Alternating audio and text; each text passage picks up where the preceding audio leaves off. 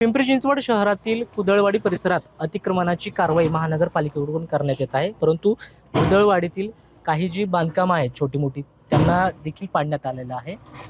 खरं तर ही कारवाई जी आहे ती अतिक्रमण आणि नियमात बांधकाम न केल्यामुळं करण्यात आलेली आहे, परंतु असे काही तरुण आहेत की ज्यांनी खरं तर आयुष्याची जी पुंजी आहे त्यांच्या वडिलांनी लावलेली आहे आणि अशा पद्धतीने या ठिकाणी जागा घेऊन घरं बांधली होती, परंतु या कारवाईमध्ये ती घरं पाडण्यात आलेली आहेत. आपल्यासोबत काही तरुण आहेत. कधी घर घेतलं होतं या ठिकाणी आहे आणि मी 25 वर्षापूर्वीपासून तिकडे राहत होतो. तिकडचं आता 1 महिन्या अगोदर पूर्ण पडलं. तिकडून आम्ही इकडे शिफ्ट झालो. इकडे पण सगळं फाळून राहिलं. आता कुठे जाऊ सर आम्ही रस्त्यावर जाऊ.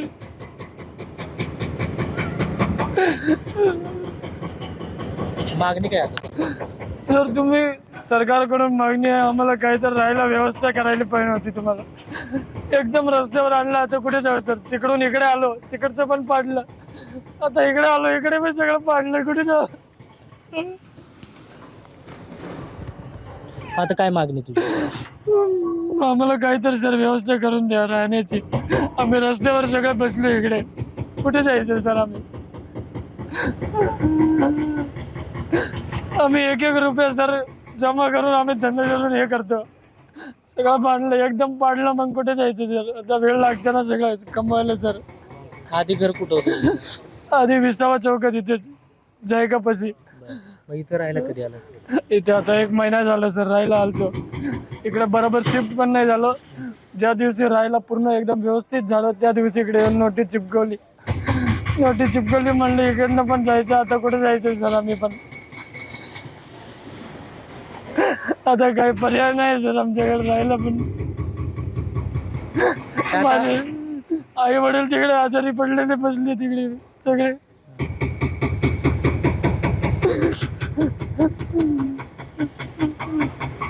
काय मागणी काय आता सरकारकडे तुझी? सरकार तुम्हाला निवेदन, हात जोडून निवेदन आहे, प्लीज आम्हाला राहण्यासाठी काय व्यवस्था करा. आमचे परिवार सांभाळा साहेब. आता काही नाही आमच्याकडे. आम्ही 0 झालोय साहेब. आधी 10 वर्ष मागे आलो, आता पूर्ण 0 झालं साहेब. आता काय तर तुम्हीच करा. नाही, तुला याची माहिती दिली होती का की हे अनधिकृत आहे, हे पाडणार आहेत वगैरे काही? असं माहिती होते सर, पण माहीत असल्याने पण आम्ही कुठे जाऊ सर? आता काय करू? आता नाही पण घर इकडचं पण विकत होतं सर, इकडचं पण विकत होतं. तर इकडे आलो, इकडचं पण सगळं जातं.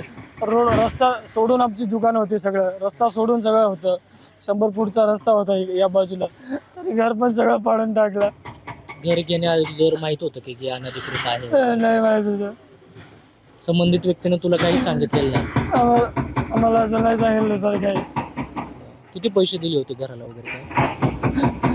त्यावेळेस सर 40 लाखाला घेतलं होतं सगळं. आता ते पैसे सगळं आम्ही दुसऱ्याकडून मागून आणले होते. तर त्या रोजीरोटी पण झाली, सगळं पण झालं ते. खरं ते तरुण जो आहे तो भावना विवश झालेला आहे आणि अश्रू अनावर झालेले आहेत. खरं तर या ठिकाणी त्यांनी घर घेतलं, ते अनधिकृत होतं हे त्यांना माहीत नव्हतं. त्यांची फसवणूक झाल्यामुळं त्यांनी नाराजी व्यक्त केलेली आहे. त्यांनी सरकारला मागणी केलेली आहे की काहीतरी आर्थिक मदत करण्यात यावी आणि एक मदतीचा हात द्यावा अशी जी मागणी आहे या तरुणांकडून होत आहे. कृष्णा पांचाळ, मुंबई तक, पिंपरी चिंचवड, पुणे.